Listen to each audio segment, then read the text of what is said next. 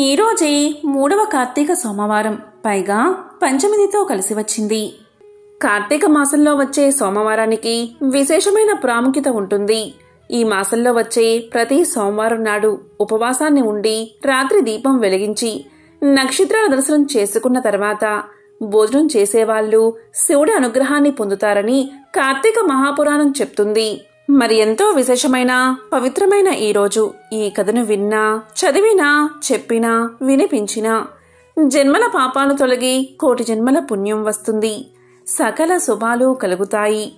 దక్ష ప్రజాపతి కూతురు సతీదేవి యుక్త వయసులో ఆమె శంకరుని పట్ల మక్కువను పెంచుకుంది. తన ప్రేమను ఫలింప చేసుకుంది. మహాశివుడు సతిని మెచ్చి వరించాడు. తండ్రికి సతీదేవి పరమేశ్వరుని పెళ్లి చేసుకోవడం ఎంతమాత్రం ఇష్టం లేదు. అయినా సతీదేవి ఏమీ లక్ష్య పెట్టకుండా వివాహం చేసుకుంది.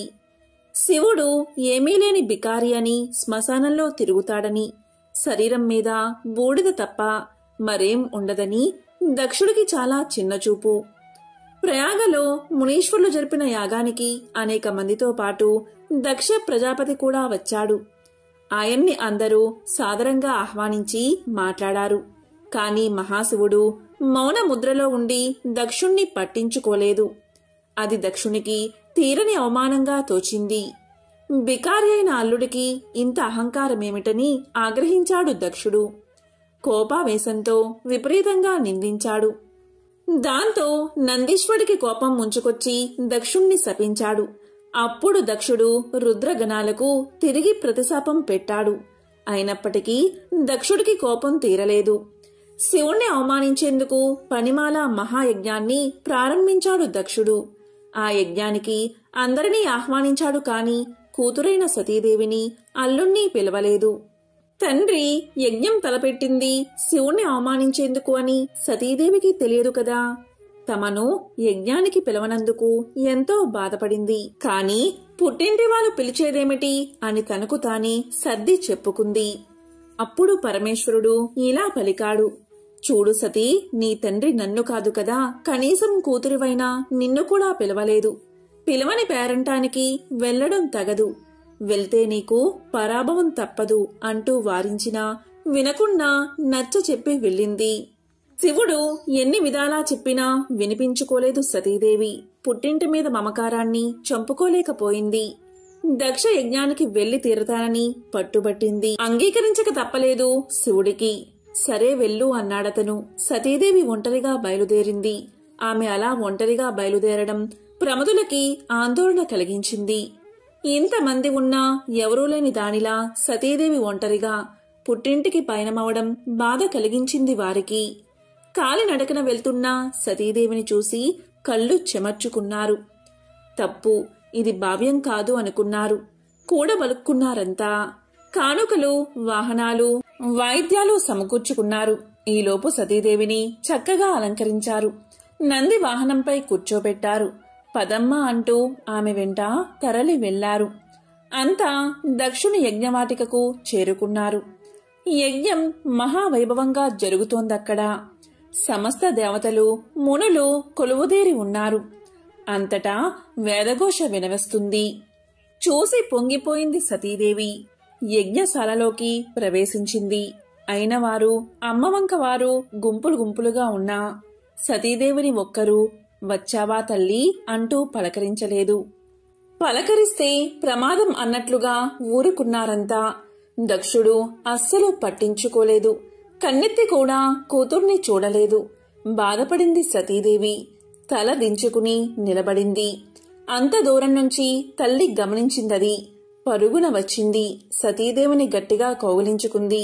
వచ్చావా తల్లి, రావేమో అనుకున్నాను అంది. ప్రయాణం చేసి అలసిపోయినట్లున్నావు అంది. చీర కొంగుతో కూతురు ముఖాన్ని తుడిచింది. తల్లి ఎప్పుడైతే సతిని చేరదీసిందో అప్పుడు ఇక ప్రమాదం లేదనుకుని తోబట్టువులంతా చుట్టుముట్టారామెను. అభిమానంగా పలకరించారు. రారా అంటూ సరసన కూర్చోబెట్టుకునేందుకు సిద్ధపడ్డారు. కూర్చోలేదు సతీ. కళ్ళెరజేసుకుని నిలబడింది. అమ్మ అక్కున చేర్చుకుంది. తండ్రి చేసిన అవమానాన్ని తట్టుకోలేకపోతుంది సతీదేవి. తోబట్టువులంతా కుటుంబ సమేతంగా వచ్చారు. వారందరినీ పేరు పేరునా పిలిచి తన భర్తని తండ్రి పిలవకపోవడాన్ని భరించలేకపోయిందామె. మండుతున్న కళ్ళను ఒక్క క్షణం మూసుకుని తెరిచింది. నిప్పు కణాల్లా, నెత్తురు చుక్కల్లా సతీదేవి కన్నీటి బొట్లు జలజలా నేలరాలాయి. చూశారది ప్రమదులు. కోపంతో ఊగిపోయారు. దక్షుణ్ణి వధించేందుకు కత్తులు దూశారు. వారిని వారించింది సతీదేవి. తండ్రిని కోపంగా చూస్తూ ఇలా పలికింది. మదాంధుడువై నా భర్త శివుణ్ణి ద్వేషిస్తున్నావు. నీకిది మంచిది కాదు తండ్రి. సర్వేశ్వరుడు నా భర్త ఎక్కడా, అధమాధముడివి నువ్వెక్కడా? నా భర్తకు హవిర్భాగం లేకుండా చేస్తావా? మమ్మల్ని అవమానిస్తావా? దీనికి ఇంతకింత అనుభవిస్తావు నువ్వు. నీ తనువున పుట్టిన పాపాన్ని నేను భరించలేను. నాకీ శరీరం వద్దు.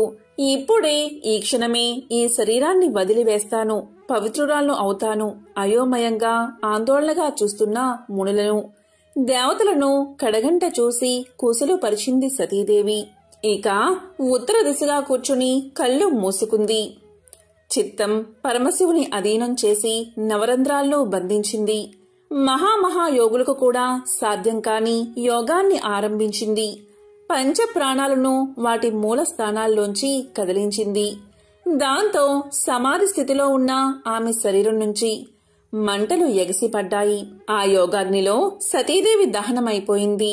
ఆమె అలా దహనం అయిపోవడమేమిటి, ముల్లోకాల్లోనూ హాహాకారాలు చెలరేగాయి. భయంతో సమస్త భూతకోటి కంపించింది. దక్షుణ్ణి అంతా అసహ్యించుకున్నారు. ప్రమదులు మరిక ఆగలేదు. యజ్ఞవాటికలో ఉన్న అందరినీ చంపేందుకు సిద్ధమయ్యారు. ఇది భృగు మహాముని గమనించి ఋషుల్ని కాపాడేందుకు దక్షిణాగ్నిలో అభిచార హోమం చేశాడు. ఆ హోమ ఫలితంగా రుమనామకులు దేవతలు వేలాదిగా పుట్టుకొచ్చారు. యజ్ఞశాలల్లోని కొరవులని ఆయుధాలుగా ధరించి దండెత్తి వచ్చిన ప్రమదులను ఎదుర్కొన్నారు. వారిని కొట్టిన చోట కొట్టకుండా కొట్టి అక్కడ్నుంచి తరిమి కొట్టారు. యోగ సమాధిలో ఉన్న శివుడికి సంగతంతా తెలిసింది. యోగాగ్నిలో సతీదేవి దేహత్యాగం, ప్రమదుల పరాజయం తెలిసి కోపం తెచ్చుకున్నాడతను. కళ్ళు తెరిచి చూశాడు. దిగ్గున లేచి నిల్చున్నాడు. ప్రళయ తాండవం చేశాడు. ఆ తాండవంలో శిరస్సును జట ఒకటి తెంచి భూమి మీదకు విసిరాడు. భయంకరంగా సింహంలా గర్జించాడు. చూస్తూ ఉండగాని జట నుంచి మంటలు చెలరేగాయి. అంతెత్తున లేచాయవి. ఆకాశాన్ని దహించేటట్లుగా నాలికలు చాపాయి. ఆ మంటల్లోంచి వీరభద్రుడు పుట్టాడు. 1000 చేతులు, భయంకరంగా కోరలు, నల్లటి దేహంతో ఆకాశం అంత ఎత్తుగా నిలిచాడు వీరభద్రుడు. నిప్పులు చెరుగుతున్న 3 కళ్ళు, అగ్నిజ్వాలల్లా ఎగిసిపడుతున్న జటలు, 1000 చేతుల్లోనూ త్రిశూలాది ఆయుధాలు, మెడలో కపాల మాలికలతో అరివీర భయంకరంగా ప్రత్యక్షమయ్యాడు వీరభద్రుడు. శివుడికి సాష్టాంగ ప్రణామం చేశాడు. దేవా, ఆజ్ఞ అన్నాడు. తక్షణం నువ్వు ప్రమద గణాలతో బయలుదేరి దక్షుడి యజ్ఞాన్ని ధ్వంసం చెయ్యి. బ్రాహ్మణ తేజం నిన్నేమీ చెయ్యలేదు. నా అంశతో పుట్టిన నీకు ఎక్కడా ఎదురుండదు. వెళ్ళు అని ఆజ్ఞాపించాడు శివుడు. లేచి నిల్చున్నాడు వీరభద్రుడు. శివుడికి ప్రదక్షిణం చేశాడు. పెద్దగా కేక పెట్టాడు. అతని కేకకి సకల లోకాలు తల్లడిల్లాయి. గాయాల పాలై కసితో ఉన్న ప్రమద గణాలను చూశాడు. పదండి అన్నట్లుగా కళ్ళెగరేశాడు. కదిలాడు అక్కడ నుంచి. వీరభద్రుడు నడుస్తుంటే మృత్యుధూళి జగమంతా నిండిపోయింది. దక్షుని యజ్ఞవాటికకు చేరుకున్నాడతను. వీరభద్రుణ్ణి చూస్తూనే దక్షుడు సహా దేవతలు, మునులు గజగజా వణికిపోయారు. వీరభద్రుణ్ణి అండచూసుకుని ప్రమదులు రెచ్చిపోయారు. యజ్ఞశాలల్ని ధ్వంసం చేశారు. హోమకుండాల్ని చల్లార్చారు. వేదికల్ని పెకలించి వేశారు. హోమద్రవ్యాల్ని విసిరేశారు. ముళ్లను దేవతలను కసితీరా కొట్టి తిట్టి బాధించారు.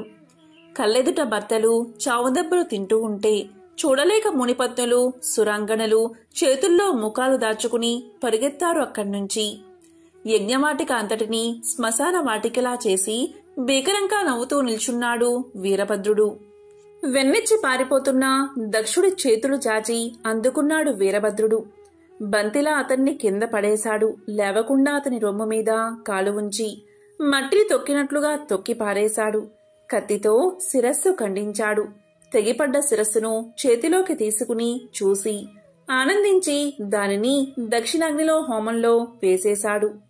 దక్ష సంహారంతో వచ్చిన పనైపోయింది. ప్రమదులతో మరలిపోయాడు వీరభద్రుడు. కైలాసానికి చేరుకున్నాడు. సతీ వియోగ తత్తుడైన శంకరుడు విరాగభావంతో కైలాస శిఖరంపై తపస్సు ప్రారంభించాడు. అదే సమయంలో తారకుడు అనే రాక్షసుడు బ్రహ్మ గురించి తీవ్రమైన తపస్సు చేసి మరణం లేకుండా వరాన్ని పొందాడు. పుట్టిన ప్రతి ప్రాణి గిట్టక తప్పదు. సురులకు తప్ప అసురులకు ఆ వరం ఇవ్వకూడదు కాబట్టి మరేదైనా వరం కోరుకోమన్నాడు బ్రహ్మ. సరే అన్నాడు తారకుడు. శివుడికి పుట్టిన సంతానం, అందులోనూ 7 ఏళ్ల బాలుడి చేతిలో తప్ప మరెవరి చేతిలోనూ మరణించినటువంటి వరం కోరుకున్నాడు తారకుడు. ఎందుకంటే శివుడి భార్య సతీదేవి పిలవని పేరంటానికి వెళ్లి తన పుట్టినింట భర్తకు జరిగిన అవమానానికి తట్టుకోలేక యోగాగ్నిలో దహించుకుపోవడంతో శివుడు సతీ వియోగ దుఃఖంతో విరక్తుడై ఉన్నాడు. అటువంటి సమయంలో శివుడికి పుత్రులు పుట్టడం అసంభవం కాబట్టి తన మరణం కూడా అసంభవమే అన్న ధీమాతో ఆ విధమైన వరం కోరుకున్నాడన్నమాట. సరే అన్నాడు బ్రహ్మ. అసురజన్మ కావడాన పుట్టుకతోనే సంక్రమించిన బలానికి ఈ వరబలం తోడు కావడంతో తననెవరూ జయించలేరు అన్న ధీమాతో తారకాసుడి ఆగడాలు తట్టుకోలేని విధంగా తయారయ్యాయి. వాడికి మిత్రుడైన సూరపద్ముడు కూడా జతయ్యాడు. ఇద్దరూ కలిసి దేవతలను, మానవులను, మునులను, సాధు ప్రాణులందరినీ నానా హింసలకు గురిచేయసాగారు. దాంతో అందరూ కలిసి బ్రహ్మదేవుడి దగ్గరకు వెళ్లారు, తమను ఆ దుష్టుడి నుంచి కాపాడమని. ఆ రాక్షసుడి నొసట రాతరాసిన విధాతకు తెలియదా వాడినెలా సంహరించాలో? దేవతలకు ఒక ఉపాయం చెప్పాడాయన. శివుడికి పుట్టబోయే కుమారుడు తప్ప వీడిని మరెవరూ సంహరించలేరు కాబట్టి మనందరం కలిసి శివుణ్ణి వైరాగ్యం నుంచి సంసార జీవనం వైపు మళ్లించాలి. అప్పుడు మన పని సులువవుతుంది అన్నాడు బ్రహ్మ. దీంతో అందరూ కలిసి శివుడి దగ్గరకు చేరి పరమేశ్వరుడికి తమ మొరలు వినిపించారు. లోకకంటకుడైన తారకాసురుడు వరగర్వంతో అంతులేని దురాగతాలకు పాల్పడుతున్నాడు. అతన్ని సంహరించగల పుత్ర సంతతిని పొందడం కోసమైనా వివాహానికి అంగీకరించవలసిందిగా దేవతలు ప్రార్థించారు. వారి ప్రార్థనలు విని కూడా పరమేశ్వరుడు తన నిర్ణయాన్ని మార్చుకోలేదు. తపస్సు చేసుకుంటూ తన జీవితాన్ని కొనసాగిస్తానని సమాధానమిచ్చాడు. దీంతో దిక్కుతోచని బ్రహ్మాది దేవతలు వైకుంఠానికి వెళ్లి తమ దుస్థితిని విన్నవించారు. అప్పుడు విష్ణువు దేవతా వర్గంతో కలిసి పరమేశ్వరుని ప్రార్థించారు. పరమేశ్వరుడికి భార్య కాదగిన శక్తి స్వరూపిణి అయిన కాంతగా అవతరించవలసిందిగా దేవతలంతా దేవిని ప్రార్థించారు. వారి ప్రార్థనలు ఆలకించిన జగన్మాత దేవతలకు అభయాన్ని ఇచ్చింది. అమిత భక్తితో చిరకాలంగా తన్ని సేవిస్తున్న హిమవంతుని పుత్రికగా జన్మించగలనని ప్రకటించింది. ఆ మాటలకు హిమవంతుడు ఉప్పొంగిపోయాడు. అమ్మా, నా ఇంట బిడ్డగా జన్మిస్తానని అనుగ్రహించావు. అయితే బిడ్డగా జన్మించిన నిన్ను నేను అర్థం చేసుకుని తగిన విధంగా ప్రవర్తించగల వివేకాన్ని ప్రసాదించు తల్లి అని హిమవంతుడు దేవిని ప్రార్థించాడు. అంతటా ఆమె హిమవంతుడికి భక్తి, జ్ఞాన, వైరాగ్య, యోగ సాధనాలను వివరించింది. ఈ విధంగా సతీదేవి పర్వతరాజైన హిమవంతుడికి పుత్రికగా పుట్టింది. పర్వతరాజు పుత్రిక కాబట్టి పార్వతి అయిందామె. ఆమెకు చిన్నప్పటి నుంచి శివుడంటే వల్లమాలిన భక్తి. ఆ భక్తి కాస్త ఆయన్ను పరిణయం చేసుకోవాలి అనేటటువంటి అనురక్తిగా మారింది. సాక్షాత్తు పరమశివుణ్ణి పతిగా పొందాలంటే మాటలా మరి. అందుకే తపస్సు చేయడం మొదలుపెట్టింది. దీంతో దేవతలు శివుణ్ణి వైరాగ్యం నుంచి సంసార జీవనం వైపు మళ్లించాలి అనుకున్నారు. అందుకు సమర్థులు ఎవరని వెతగ్గా మన్మధుడు ముందుకొచ్చాడు. మన్మధుడి భార్య రతీదేవి ముందు భర్తను వారించినప్పటికీ లోక కళ్యాణం కోసం సరే అని ఒప్పుకుంది. ఇక్కడ సతీదేవి మహావైరాగ్యంలో ఉన్న శివుడి తపస్సు భంగం చేయకుండా ఆయన తపస్సు చేసే ప్రదేశమంతా రోజు చక్కగా అలికి శుభ్రంగా ముగ్గులు పెట్టేది. ఆయన ఏమైనా తింటాడేమోనని పళ్ళు తెచ్చి ముంగిట పెట్టేది. ఇలా ఎంతకాలం గడిచినా శివుడు కళ్ళు తెరవనేలేదు. కాని పార్వతి మాత్రం అన్న పానీయాలు మానేసి కేవలం పండుటాకులు మాత్రమే తింటూ అపర్ణగా మారింది. ఒక రోజున మన్మధుడు కాస్త ధైర్యం చేశాడు. తన చెలికాడైన వసంతుణ్ణి తోడ చేసుకుని పూల బాణాలతో శివుణ్ణి తపస్సు నుంచి మళ్లించి ఆయన కోపాగ్నిలో కీలల్లో బూడిదయ్యాడు. ఆ తరువాత జరిగిందంతా గ్రహించిన శివుడు పార్వతిని వివాహం చేసుకున్నాడు. వారికి కుమారస్వామి జన్మించాడు. ఆ కుమారస్వామి దేవతల సైన్యానికి అధిపతిగా తారకాసురుణ్ణి సంహరించాడు. యోగ సాంప్రదాయంలో ఒక అందమైన కథ ఉంది. ఆదియోగి శివుడు ఇంకా పార్వతీదేవిల వివాహం అనేది ఒక గొప్ప వేడుక. పార్వతి ఒక యువరాణి కనుక ఆ ప్రాంతంలోని ప్రముఖులందరినీ ఆహ్వానించారు. రాజులు, రాణులు, దేవుళ్ళు, దేవతలు ఒకరిని మించి మరొకరు గొప్పగా అందంగా ముస్తాబై వచ్చారు. అప్పుడు పెళ్లికొడుకు శివుడు జడలు కట్టిన జుట్టుతో ఆపాదమస్తకం విభూది రాసుకుని రక్తం కారుతున్న ఏనుగు చర్మాన్ని ధరించి వచ్చాడు. ఆయన పరమానందపు మత్తులో మునిగి తేలుతూ ఉన్నాడు. అతని పరివారంలో ఉన్న జీవులందరూ మానవ రూపంలో కాకుండా ఏదో వికృతమైన వక్రీకరించిన రూపాలతో ఉన్నారు. ఎవరికీ అర్థం కాని ఏదో భాషలో వారిలో వారు మాట్లాడుకుంటూ ఏవో శబ్దాలు చేస్తున్నారు. మీనాదేవి పార్వతి తల్లి పెళ్లికొడుకును చూసి కళ్ళు తిరిగి పడిపోయింది. అప్పుడు పార్వతి శివుడు దగ్గరకు వెళ్లి, మీరు ఎలా ఉన్నా నాకు ఎటువంటి అభ్యంతరమూ లేదు. మీరెలా ఉన్నా పర్వాలేదు. నాకు కావాల్సింది మీరు. కాని మా అమ్మ కోసం కొంచెం ప్రశాంతమైన రూపాన్ని ధరించండి అని వేడుకుంది. ఆయన సరే అని ఒక అందమైన రూపాన్ని ధరించి చక్కగా అలంకరణ చేసుకుని వచ్చాడు. అది చూసి అప్పుడు ఆయన్ని సుందరమూర్తి అన్నారు. అంటే వారు ఆయన లాంటి అందమైన వ్యక్తిని ఎక్కడా చూడలేదు. ఆయన 9 అడుగులు ఎత్తున్నాడు. ఆయన నిల్చుంటే గుర్రం తలతో సమానంగా ఉండేదట. శివుడు పెళ్లి పీటల మీద కూర్చున్నాడు. భారతదేశంలో ముఖ్యంగా ఇటువంటి వివాహాలలో పెళ్లి కొడుకు పెళ్లి కూతురుల పుట్టు పూర్వోత్తరాలను ఎంతో గొప్పగా చెప్తారు. వారి వంశం ఎక్కడి వారు, ఎలాంటి రక్తం నుంచి వచ్చారు అంటూ వాళ్ల వంశ వృక్షం గురించి చెప్తారు. పెళ్లికూతురు విషయానికి వస్తే ఆమె తండ్రి హిమవంతుడు, హిమాలయ పర్వత ప్రాంతాలంటికి రాజు. వధువు యొక్క వంశం గురించి చాలా అద్భుతమైన విషయాలు చెప్పారు. మరి ఇప్పుడు పెళ్లికొడుకు సంగతేమిటి అని అడిగారు. శివుడు మౌనంగా అలాగే కూర్చుని ఉండిపోయాడు. ఆయన ఏమీ చెప్పలేదు. పోనీ అతని పరివారంలో వారి భాషను అర్థం చేసుకోగలిగిన వారు కూడా ఎవరూ లేరు. వారిలో అర్థం కాని శబ్దాలు చేస్తున్నారు. పెళ్లి కూతురు తండ్రికి ఇదొక అవమానంగా అనిపించింది. పుట్టు పూర్వోత్తరాలు లేని వ్యక్తి నా కూతుర్ని ఎలా పెళ్లి చేసుకుంటాడు? ఆయన ఎక్కడివాడో ఎవరికీ తెలియదు. ఆయన తల్లిదండ్రులు ఎవరో తెలియదు. ఏ వంశమో తెలియదు. ఈ వ్యక్తికి నా కూతుర్నిచ్చి ఎలా పెళ్లి చేయను అంటూ కోపంతో లేచాడు. పెళ్లికి అతిథిగా వచ్చిన నారదముని తన ఏకతార పట్టుకుని ముందుకు వచ్చాడు.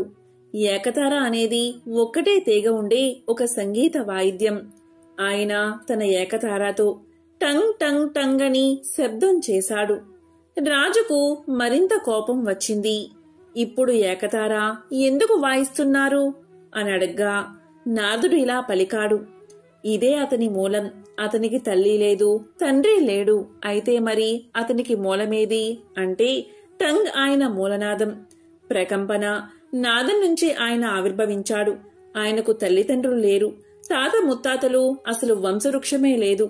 ఆయన స్వయంభువు, స్వయంగా సృష్టించుకున్నవాడు. పూర్వోత్తరాలు అంటూ ఏమీ లేని ఒక అస్తిత్వమే ఆయన. అలా పలకగా రాజు మండిపడుతూ ఉన్నాడు. అయినా వివాహం జరిగింది. శివుడి వివాహం గురించి తెలిసిన విష్ణువు, బ్రహ్మ ఈ వివాహ మహోత్సవానికి వచ్చారు. మరో విశేషమేంటో తెలుసా? ఈ వివాహ కార్యక్రమాలంటిని విష్ణువు చూసుకుంటే వివాహంలో పండితుడుగా బ్రహ్మ వ్యవహరించారు. ఈ వివాహానికి ముందు శివుడు, విష్ణువు, బ్రహ్మ ఆలయానికి దగ్గరలోని చిన్న గుంతలలో స్నానాలు ఆచరించారట. అందుకే వాటికి రుద్రకుండ, విష్ణుకుండ, బ్రహ్మకుండ అనే పేర్లు వచ్చాయి. ఈ వివాహ మహోత్సవ సమయంలో బ్రహ్మ మంత్రాలు చదువుతూ బ్రహ్మశిలను ఏర్పరిచినట్లు ఆధారాలు ఉన్నాయి. పూర్వం కావేరీ నది జలాలచే పవిత్రమైన చోళ దేశంలో ఒకానొక గ్రామం ఉండేది. ఆ గ్రామంలో ఒక గొప్ప శివభక్తుడు ఉండేవాడు. అతను భార్యతో కలిసి శివభక్తులకు సేవ చేయడమే పరమావధిగా సేవలు చేస్తూ ఉండేవాడు. శివభక్తులు భోజనం చేసిన తర్వాతే తాము భోజనం చెయ్యాలి అనే వ్రతాన్ని పెట్టుకుని దాన్ని అనుసరిస్తూ ఉండేవారు. శివభక్తుల ముందు తాను ఒక చిన్నవాడిగా సామాన్యుడిగా భావించి వారికి సపరిచర్యలు చేస్తూ రావడం వల్ల అతనికి చిరుతొండ నాయనార్ అనే పేరు లోకంలో ప్రసిద్ధమైంది. ఈ విధంగా భక్తుల సేవలో కాలం గడుపుతూ ఉండగా అతనికి ఒక కుమారుడు పుట్టాడు. అతనికి సిరియాల దేవుడు అనే పేరు పెట్టి అల్లారు ముద్దుగా పెంచుతూ వచ్చాడు నాయనర్. కైలాసవాసి అయిన పరమేశ్వరుడు చిరుతొండ నాయనార్ భక్తిని పరిచయం చేసి అతన్ని తన కరుణా కటాక్షలతో అనుగ్రహించాలి అనుకున్నాడు ఆ మహాశివుడు. దీంతో మహాశివుడు భైరవ యోగి వేషాన్ని ధరించి ఆ గ్రామానికి చేరుకున్నాడు. చిరుతొండ నాయనార్ ఇంటి ముందు నిలబడి భవతి భిక్షాందేహి భవతి భిక్షాందేహి అని పలికాడు. వెంటనే చిరుతొండ నాయనార్ భార్య ఇంటి లోపల నుండి బయటకు వచ్చి, స్వామి, నా భర్త శివభక్తులకు ఆహారాన్ని సమర్పించిన తర్వాతే ఆహారాన్ని తీసుకుని నియమాన్ని కలిగినవారు. ఈరోజు భక్తులు ఎవరో మా ఇంటికి రానందున వాళ్ళను వెతుక్కుంటూ ఆయన బయలుదేరారు. వారు మిమ్మల్ని చూస్తే ఎంతో ఆనందిస్తారు. మీరు ఇంటి లోపలికి వచ్చి ఆశీనులు కండి అని ప్రార్థించింది. దీంతో భైరవ వేషధారి అయిన శివుడు ఇలా పలికాడు, నేను చిరుతొండ నాయనార్ని చూడ్డానికే ఇక్కడికి వచ్చాను. వారు లేనప్పుడు ఇంట్లోకి నేను రాను. ఇక్కడే గణపతి సారం దేవాలయం సమీపంలో ఉన్న అత్తి చెట్టు కింద కూర్చుని ఉంటాను. నీ భర్త ఇంటికి వస్తే నేను అక్కడ ఉన్నట్లు చెప్పండి అని చెప్పి అక్కడి నుంచి వెళ్లిపోయాడు. ఇక శివభక్తుల కోసం అన్వేషిస్తూ వెళ్లిన చిరుతొండ నాయనార్ ఎవరూ కనబడకపోవడం వల్ల నిరాశతో ఇంటిదారి పట్టాడు. భర్తను చూడగానే అతని భార్య ఇలా పలికింది, మీరు బయటకు వెళ్లినప్పుడు శివభక్తుడు ఒకరు ఇంటికి వచ్చారు. అతను ప్రస్తుతం గణపతి సారం దేవాలయం సమీపంలోని అత్తి చెట్టు కింద కూర్చుని ఉన్నారు అని చెప్పింది. ఆ మాటలు వినగానే అత్యంత ఆనందంతో చిరుతొండ నాయనార్ వేగంగా అక్కడికి వెళ్లి ఆ భైరవమునికి నమస్కారం చేసి ఇలా పలికాడు, స్వామి, మీరు మా ఇంటికి వచ్చి ఆహారాన్ని స్వీకరించాలి అని భక్తి శ్రద్ధలతో ప్రార్థించాడు. ఆ మాటలకు యోగి ఇలా పలికాడు, నేను 6 నెలలకు ఒకసారి మాత్రమే ఆహారం తీసుకుంటాను. పశువుల మాంసాన్ని ఆహారంగా ఇస్తే దాన్ని మాత్రమే నేను తింటాను. ఇది నా పద్ధతి అన్నాడు. ఆ మాటలకు చిరుతొండ నాయనార్ ఇలా పలికాడు, స్వామి, మీరేమీ సందేహం పెట్టుకోవద్దు. నా దగ్గర పశువులు, దున్నపోతులు, పొట్టేళ్లు, మేకలు మందలు మందలుగా ఉన్నాయి. వాటిలో మీకు ఏది కావాలని చెప్తే త్వరగా దాన్ని వండి మీకు ఆలస్యం చేయకుండా నేను వడ్డిస్తాను అని చెప్పాడు. దాంతో చిరుతొండ నాయనార్ ప్రేమపూర్వకంగా మాట్లాడడం విన్న శివయోగి ఇలా పలికాడు, చిరుతొండ నాయనార్, నేను తినడానికి అడిగింది నీవు అనుకున్నట్లు పశు మాంసం కాదు. మానవ మాంసాన్ని నేను అడిగాను. మానవ మాంసాన్ని మాత్రమే నేను ఆహారంగా స్వీకరిస్తాను. అది కూడా 5 సంవత్సరాలలోపు పసి బాలుడై ఉండాలి. శరీర అవయవాల్లో ఎలాంటి లోపము లేనివాడై ఉండాలి. అటువంటి మాంసాన్ని మాత్రమే నేను తింటాను. అంతేకాదు, ఆ పిల్లవాడు తల్లిదండ్రులకు ఒకే ఒక్క కొడుకై ఉండాలి. ఆ పిల్లవాణ్ణి తండ్రి నరుకుతూ ఉండగా తల్లి గట్టుగా పట్టుకోవాలి. ఇద్దరూ ఈ పన్ని సంతోషంగా చెయ్యాలి. కంట్లో ఒక్క కన్నీటి బొట్టు కూడా కింద రాలకూడదు. ఎందుకంటే ఆ తల్లిదండ్రులు బాధపడితే ఆ పాపం నాకే చుట్టుకుంటుంది కదా. ఈ విధంగా వాడిన మాంసాన్ని నేను తింటాను అన్నాడు. ఆ మాటలకు చిరుతొండ నాయనార్ ఇలా పలికాడు, స్వామి, అదేమంత కష్టమైన పని కాదు. మీరు మా ఇంట్లో భోజనం చేయడం నా అదృష్టంగా భావిస్తున్నాను. నేను వెళ్లి వంట చేస్తాను అని చెప్పి వేగంగా ఇంటికి తిరిగి వచ్చాడు నాయనార్. భర్త రాక కోసం ఎదురుచూస్తున్న నాయనార్ భార్య గుమ్మం ముందు ఎదురుచూస్తూ నిలబడి ఉంది. భర్తను చూడగానే ఆమె ఎంతో సంతోషించింది. వెంటనే భర్త భార్యతో ఇలా పలికాడు, శివయోగి మన ఇంట్లో భోజనం చేయడానికి సమ్మతించారు. ఒక చిన్న పిల్లవాడిని చంపి ఆ మాంసాన్ని వండి అతనికి వడ్డించాలి. అతను 5 సంవత్సరాలలోపు బాలుడై ఉండాలి అని జరిగిందంతా చెప్పాడు. ఇక భార్య భర్త మాటలకు సమ్మతించి ఆలస్యం చేయకుండా గురుకులానికి వెళ్లిన తన కుమారుణ్ణి పిలుచుకురండి అని కోరింది. భార్య మాటలకు సంతోషించి నీలకంఠ నాయనర్ గురుకులానికి వెళ్లి కుమారుణ్ణి ప్రేమతో భుజాల మీద ఎక్కించుకుని ఇంటికి చేరుకున్నాడు. ఇక తల్లిదండ్రులు ప్రేమతో చివరిగా కుమారుడికి స్నానం చేయించారు. తలదువ్వి కొత్త బట్టలు తొడిగి చక్కగా అలంకరణ చేశారు. శివభక్తుడికి మాంసం చెయ్యాలని చెప్పి తల్లి కుమారుడైన సిరియాల దేవుణ్ణి కాళ్లను చేతులను తన 2 చేతులతో గట్టిగా పట్టుకోగా చిరుతొండ నాయనర్ కత్తితో దేహాన్ని ఖండించడం ప్రారంభించాడు.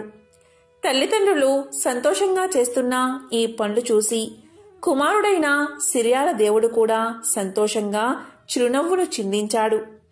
ఇక చిరుతొండ నాయనర్ తలమాంసం వంటకు పనికిరాదని భావించి దాన్ని భద్రపరచమని చెప్పి మిగిలిన శరీర భాగాలను వేరువేరుగా వంటలుగా వండి ఆహారాన్ని సిద్ధం చేశాడు. ఇక చిరుతొండ నాయనర్ సంతోషంగా భైరవయోగి ఉన్న చోటకు వెళ్లి నమస్కారం చేసి, స్వామి, మీరు కోరినట్లుగా ఆహారాన్ని సిద్ధం చేశాము, భోజనానికి దయచేయండి అంటూ అతన్ని భోజనానికి ఆహ్వానించాడు. విశాలమైన అరటి ఆకును శివయోగి ముందు పరిచి వండిన వంటకాలను వరుసగా వడ్డించారు. వాటిని చూసిన శివయోగి ఇలా పలికాడు, నేను చెప్పిన విధంగా శరీరంలోని అన్ని భాగాలను వండారా అని ప్రశ్నించాడు. ఆ మాటకు ఆ దంపతులు ఇలా అన్నారు, తలమాంసాన్ని మీరు తినరని భావించి దాన్ని మాత్రం వండకుండా వదిలేశాము అని చెప్పారు. దానికి శివయోగి, అయ్యో, ఎంత పని చేశారు, నేను ఇష్టంగా తినేదే తలమాంసం అనగానే ఆ దంపతులు ఎంతో బాధపడి తలను రోట్లో వేసి దంచి మాంసంగా వండి వడ్డించారు. అప్పుడు భైరవయోగి మరొక నిబంధన పెట్టాడు. అది ఏంటి అంటే, నాకు ఒంటరిగా కూర్చుని తినే అలవాటు లేదు. మీకు కొడుకు ఉంటే అతన్ని పిలవండి, నాతో కలిసి భోజనం చేస్తాడు అని ఆజ్ఞాపించాడు. అతను ఎక్కడా లేడని చిరుతొండ నాయనర్ చెప్పగా యోగి ఇలా అన్నాడు, లేదు, నీ కొడుకు ఇక్కడికి వస్తేనే నేను భోజనం చేయడానికి సాధ్యమవుతుంది, కాబట్టి నీ కుమారుణ్ణి గట్టిగా పిలవమని చెప్పాడు. ఆ విధంగా దంపతులు శివయోగి చెప్పినట్లు గట్టిగా సిరియాల దేవుణ్ణి పిలవగాని సిరియాల దేవుడు గురుకుల ఆశ్రమం నుంచి వస్తున్నట్లుగా పరిగెత్తుకుంటూ వచ్చాడు. ఇక తల్లి తన కొడుకు రావడం వల్ల అతన్ని ఆలింగనం చేసుకుని భర్త చేతులకు అందించింది. కొడుకు రావడం వల్ల ఇక శివభక్తుడు ఆహారాన్ని స్వీకరించాడు. వెంటనే భైరవ రూపంలో ఉన్న పరమేశ్వరుడు అదృశ్యమయ్యాడు. వెంటనే శివపార్వతులు అక్కడ ప్రత్యక్షమై వారి భక్తికి మెచ్చి ఆ ముగ్గురికి శివ సాన్నిధ్యాన్ని కలిగించారు. ఎంతో పవిత్రమైన విశేషమైన ఈ కథను ఈరోజు విన్నా, చదివినా, చెప్పినా, వినిపించినా సకల శుభాలు కలుగుతాయి. జన్మల దోషాలు తొలగి కోటి జన్మల పుణ్యం వస్తుంది. శివభక్తుడికి సంబంధించిన మరొక విశేషమైన కథను ఇప్పుడు తెలుసుకుందాం. చిదంబరానికి చెందిన తిరు నీలకంఠర్ కులం మరియు వృత్తిరీత్యా కుమ్మరి. శివభక్తుల పట్ల కూడా ఆయనకి అత్యంత గౌరవం ఉండేది. నీలకంఠ నాయనర్ మట్టితో అందమైన భిక్ష పాత్రలు చేసి వాటిని శివభక్తులకు ఉచితంగా అందించేవాడు. ఈ విధంగా భార్యతో కలిసి ఆనందంగా ఆదర్శవంతమైన గృహ జీవితాన్ని గడిపేవాడు. మహాశివుడు లోకాలను రక్షించడానికి గరళాన్ని మింగి నీలకంఠుడు అయినట్లుగా ఎప్పుడూ కూడా శివుణ్ణి నీలకంఠుడిగా ప్రార్థించేవాడు. అందుకే ఆయన్ని ప్రతి ఒక్కరూ కూడా నీలకంఠ నాయనర్ అని పిలిచేవారు. ఇన్ని మంచి గుణాలున్నా ఒక రోజున కామానికి వసుడై ఒక పొడుపుగత్తి ఇంటికి వెళ్లాడు. ఇంటికి రాగానే అతని భార్య ఈ విషయాన్ని పసిగట్టింది. హృదయం వేధిస్తున్నా దాన్ని బయటపడనీయక భర్తకు యోగ్యురాలైన భార్యగా సేవ చేస్తూనే దాంపత్య సమాగమాన్ని మనసులోనే వెలివేసింది. నాయనారుకు ఆమె చర్యలు అర్థం కాలేదు. ఒక రోజున కోరికతో ఆమెను సమీపించబోగా ఆమె నీలకంఠుడిపై ఆన పెట్టింది. ఆయన పేరుతో మిమ్మల్ని అడుగుతున్నాను, మమ్మల్ని తాకకండి. ఆమె మమ్మల్ని అనింది కాబట్టి నీలకంఠ నాయనర్ లోకంలో ఏ స్త్రీని తాకకూడదని నిశ్చయించుకున్నాడు. పరమశివునిపై ఆయనకు అంత అనన్య ప్రేమ. ఈ విధంగా ఒకరినొకరు తాకకుండా జీవించడం మొదలుపెట్టారు. దీని గురించి బయట ప్రపంచంలో ఎవరికీ ఏమీ తెలియదు. సంవత్సరాలు గడుస్తున్నాయి. భార్యాభర్తలు వృద్ధులు కూడా అయిపోయారు. దీంతో ఆ మహాశివుడికి వారి ఔన్నత్యం లోకానికి చాటాలి అనిపించింది. అందుకని ఒక శివయోగిగా రూపుదాల్చి నీలకంఠ నాయనర్ ఇంటికి వీచేశాడు మహాశివుడు. నీలకంఠ నాయనర్ సాదరంగా తన ఇంటిలోకి ఆహ్వానించాడు. సపర్యలు చేశాడు. యోగి ఒక భిక్షపాత్రను నీలకంఠ నాయనర్కిచ్చి ఇలా పలికాడు.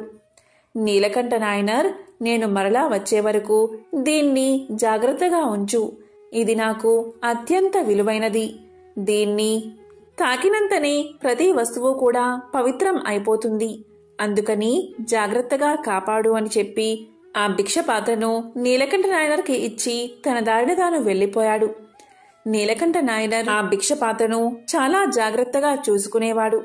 చాలా కాలం గడిచిన తరువాత ఒక రోజున శివయోగి తిరిగి వచ్చి నీలకంఠ నాయనర్ను ఆ భిక్షపాత్ర గురించి అడిగాడు. శివయోగి దాన్ని మాయం చేసి ఆ పాత్రను తెచ్చి ఇమ్మని నీలకంఠ నాయనర్ను అడిగాడు. నీలకంఠ నాయనర్ ఇల్లంతా వెతికాడు. ఆ పాత్ర ఎక్కడా కనిపించలేదు. అది ఏదో మాయగా ఉంది. సిగ్గుపడ్డాడు నీలకంఠ నాయనర్. భయంతో వణుకుతూ శివయోగి పాదాలపై పడ్డాడు. ఆ పాత్ర ఎక్కడా కనిపించడం లేదు అని వాపోయాడు. దీంతో యోగికి విపరీతంగా కోపం వచ్చింది. దాంతో నీలకంఠ నాయనర్ను నీవు దొంగవి అని, మోసగాడివి అని నిందించాడు. నీలకంఠ నాయనర్ ఆ పాత్ర కన్నా విలువైన పాత్ర ఇస్తాను అన్నాడు. దానికి శివయోగి ఒప్పుకొనలేదు. పదే పదే శివయోగికి తాను ఆ పాత్రను దొంగలించలేదని, ఏదో మాయగా అది కనిపించడం లేదని, అది ఎలా మాయమైందో తనకు అర్థం కావడం లేదని చెప్పాడు నీలకంఠ నాయనర్. అప్పుడు శివయోగి ఇలా పలికాడు. నీవు చెప్పేది నిజమే అయితే నీ భార్య చెయ్యి పట్టుకుని ప్రమాణం చెయ్యి అని అడిగాడు. నీలకంఠుడిపైన ఆన పెట్టడం వల్ల నీలకంఠ నాయనర్ దానికి ఒప్పుకోలేదు. అతని అనంగీకారం నీలకంఠ నాయనర్ యొక్క దోషాన్ని చూపుతుందని శివయోగి పలికాడు. అందుకని దొంగతన నేరంపై న్యాయస్థానానికి తీసుకుని వెళ్లాడు. శివయోగి చెప్పినట్లుగా ప్రమాణం చేయవలసిందిగా ఆజ్ఞాపించారు. నీలకంఠ నాయనర్ తన భార్య ఒక కర్రను, ఇద్దరూ చెరొక కొన పట్టుకుని చెరువులో మునగబోయారు. కాని యోగి వారిద్దరూ కర్రను పట్టుకుని కాకుండా చెయ్యి పట్టుకుని నీటిలో మునగాలి అన్నాడు. నిజం నిరూపణ కొరకు ఒకరి చెయ్యి ఒకరు పట్టుకుని నీట మునగాలని ఆదేశించారు. నీలకంఠ నాయనర్ తన ఆన గురించి ఇక నిజం దాచలేకపోయాడు. దీంతో అతను భార్యాభర్తల మధ్య జరిగింది దేవుడి మీద ఆన గురించి వెల్లడించి తాను తన భార్య చేతిని తాకజాలనని విన్నవించాడు. ఈ విధంగా చెప్పి ఇద్దరూ కర్రను చెరొక కొన పట్టుకుని నీటిలో మునిగారు. అంతే, ఒక విచిత్రం జరిగింది. ఇద్దరూ నీట మునిగి బయటకు లేవగాని వారిద్దరూ రూపవసులైన యవ్వనవంతులుగా మారిపోయారు. శివయోగి అంతర్ధానమైపోయాడు. వెంటనే పార్వతీ పరమేశ్వరులు అక్కడ ప్రత్యక్షం అయ్యారు. అప్పుడు వారు ఇలా పలికారు. మీరు అత్యంత సంయమనంతో భక్తితో జీవనం జరిపిన పుణ్య విశేషంచే మీరిద్దరూ నిరంతరం యవ్వనవంతులుగా నా లోకంలో శాశ్వతంగా నివసించండి అని వారిని తమ లోకానికి తీసుకుపోయారు. శివభక్తి తత్పరత, సంయమము, నిర్మల జీవనం ఎలా పరమశివుడి యొక్క శాశ్వత స్థానానికి చేర్చగలవో పరమశివుడు లోకానికి వెల్లడించాడు. పరమశివునిపై అనన్య భక్తి నీలకంఠ నాయనర్ను చెడు పనుల నుంచి, చెడు తలంపుల నుంచి వైముఖ్యత కలిగించి సచ్చరిత్రులుగా వారిని నిలబెట్టి అంత్యమున వారికి శివ సాయుధ్యం కలగడానికి కారణభూతమైనది. ఓం నమః శివాయ.